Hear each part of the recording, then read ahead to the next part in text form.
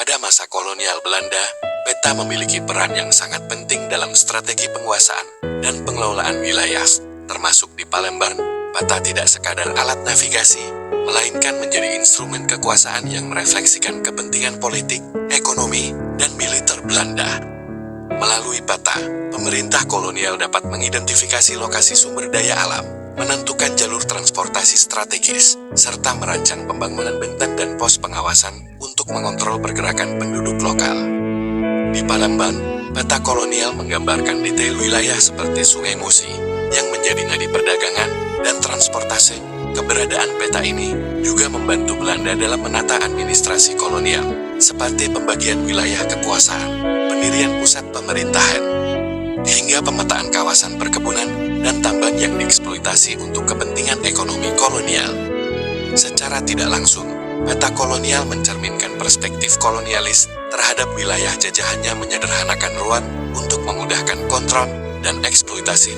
Fungsi ini menjadikan peta sebagai simbol dominasi pengetahuan dan kekuasaan, serta sebagai warisan sejarah yang kini dapat ditelusuri untuk memahami dinamika penjajahan di Palembang.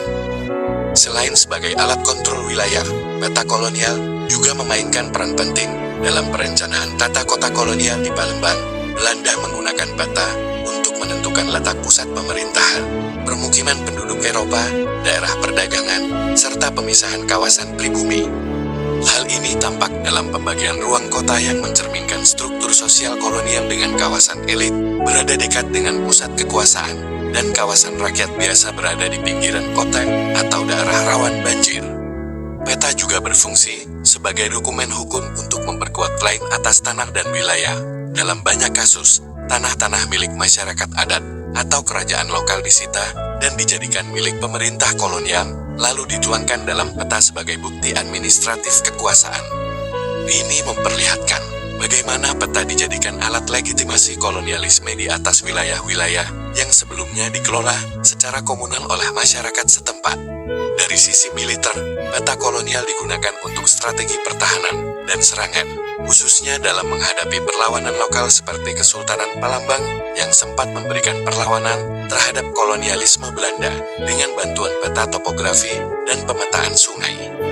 Belanda dapat menyusun taktik serangan dan penguasaan wilayah dengan lebih efektif. Kini, peta-peta tersebut menjadi sumber sejarah yang sangat penting. Melalui peta kolonial, para peneliti dan sejarawan dapat merekonstruksi kondisi geografis, pola permukiman, dan dinamika kekuasaan yang terjadi pada masa itu. Peta juga menjadi sarana edukatif dalam pembelajaran sejarah lokal, membantu generasi muda memahami bagaimana proses kolonialisasi terjadi secara sistematis melalui alat-alat teknis seperti pemetaan. Salam jelajah sejarah.